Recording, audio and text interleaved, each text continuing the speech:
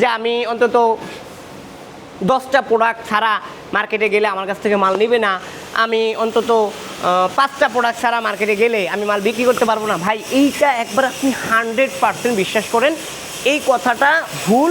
এই ভুল ধারণার ভিতরে আপনি আছেন।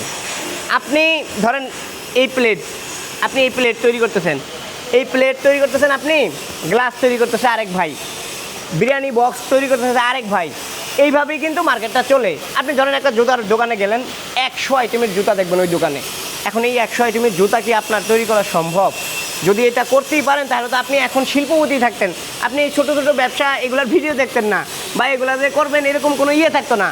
তো সেই ক্ষেত্রে আপনি ক্ষুদ্র পরিসরে শুরু করতে হবে। অল্প জিনিস নিয়ে আপনি যখন ব্যবসা বাণিজ্য শুরু করবেন, দেখবেন যে এইখান থেকেই আপনার আল্লাহ পাক যদি আপনার দিকে তাকায়, আপনার মেধা পরিশ্রম যদি আপনি ওইভাবে খাটাতে পারেন, এখন আপনি পেপার প্লেট নিয়ে শুরু করলেন, হয়তো 6 মাস পরে আপনার ফ্যাক্টরিতে গ্লাসের মেশিন ঢুকবে, হয়তো 1 বছর পরে আপনার ফ্যাক্টরিতে বিরিয়ানি বক্সের মেশিন ঢুকবে।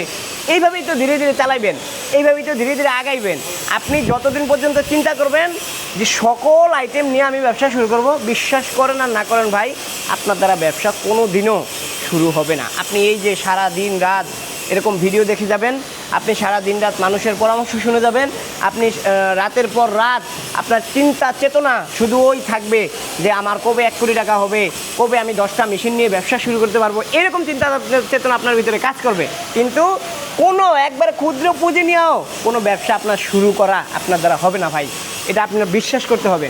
তাই আমি বলবো, ক্ষুদ্র পরিসরে আপনি যদি কোনো ব্যবসা শুরু করতে চান, আমরা প্রাইম মেশিনারি বিভিন্ন রকমের জুতা তৈরি করার, পার্কিং টাইলস তৈরি করার, ইভার ঢালাই জুতা, এরকম পেপার প্লেট সহ বিভিন্ন ধরনের প্রোডাক্ট তৈরি করার বিভিন্ন মেশিন আমরা বিক্রি করি। আমাদের অফিস হচ্ছে ঢাকা যাত্রাবাড়ি ভাঙ্গা প্রেস। এখানে আসলে সরাসরি আপনি আমাদের অফিস ভিজিট করতে পারবেন এবং আমাদের সকল কার্যক্রম সম্পর্কে আপনি একটা ধারণা আপনি পেতে পারবেন। সবাইকে ধন্যবাদ। আসসালামু আলাইকুম।